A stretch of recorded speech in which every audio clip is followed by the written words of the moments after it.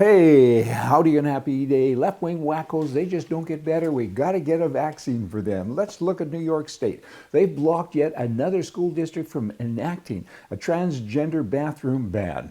So many places have come up and said, you can't do this, we ban it. And the state comes in and said, you can't ban it, and yet Trump, the federal government, has said, you can't do that. Go away. And so they're suing everybody. More than 4,000 active court cases going on between the federal government and various states and people in the states and so on. I mean, I got to say, no state law, no law should allow a man, a great big man, any size of man for that matter, to identify as a girl and to be able to go into the bathroom. I mean, some father's going to put him in a handicapped bathroom. I mean, come on already. This continues to go on in the left wing. They just won't let it go. I mean, even with the laws changed and everything in their, not in their favor, they continue to do what they try to do. I mean, I'm stumbling because it's so hard for me to even imagine, because all these people have daughters and sisters and wives and mothers, and they want men sharing the bathroom with them. I mean, hey, we'll never understand. But if you go woke, you also go broke. Look at Jaguar. I've owned 3 JAGs. I was going to get another new JAG last year, and I learned that all 2025 Jaguars, are going to be electric. And I said, wow, what about me? So I didn't buy one. I guess no one else did either. Their sales were down. Can you believe this? A staggering 98%. 98%.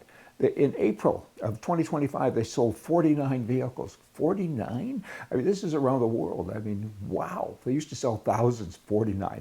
98% down. I mean, electric vehicles by 2025, and other companies, like BMW and others, they looked at this and said, oh, oops, we're going to make sure that we don't do that. We're going to offer both electric and gas. And their sales have gone up. And JAG, good luck. I mean, how do you recover from 98%? I mean, firstly, get over your politics, because that's all it is. What about a consumer? You're supposed to do things because the customer wants certain things. Instead, they act like this. Now let's swing over to immigration. So many people, conservative people that I know, they say illegal immigrants should all be deported, except for this guy, because he's a nice fella and he's been here for 10 years. And I hear that a lot. Once I rode with the chairman of a major airline company, and we sat together, and he said to me, immigration is terrible. He talked like I talked, but at the end he said, I've got the same gardeners that had for 20 years and they have to stay. I said, why? What makes you so special? He went on and on about it. I mean, the selective kind of stuff, it doesn't work. It's just bad. And the other day in Nevada, I was hiking up a mountain. And there was a woman there, and she was actually from Montreal, Canada. And she said many people were leaving Quebec because of the language thing. And then she also said many people also were leaving America.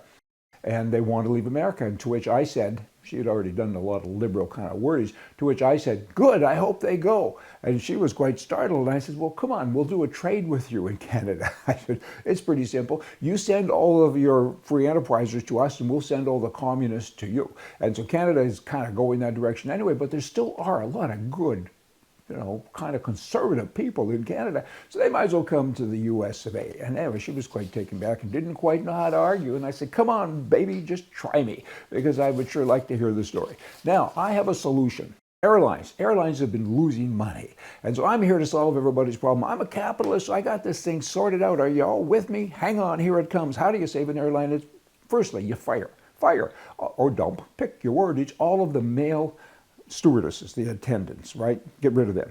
And then also, you get rid of the female attendants. So now there's no attendants. You replace them all with female strippers. This is pretty simple. I mean, they don't serve food anymore anyway, so you might as well have strippers, because what happens if you have a stripper? There's no loss in terms of the others. The strippers will at least triple the alcohol sales. So the airlines now make more money. Every businessman in the country now will start to fly again because they want to see naked women, right? And because of tips, female flight attendants, they don't need a salary. I mean, they'll make all kinds of money from those businessmen that I mentioned. So that saves even more money for the airlines. And Muslims, they'll be afraid now to get on airplanes for fear of seeing naked women. So there's no terrorist threats anymore, and there's no hijackings, and there's no political discussions that kind of swing the wrong direction. I mean, everything kind of comes to a screeching halt from that perspective. And there should be, big revenues. I mean, this is a golden opportunity to turn this kind of liability into a big asset. So I'm here to save the world. I mean, why do I have to do everything for everybody? Y'all come back. Happy flying. See ya.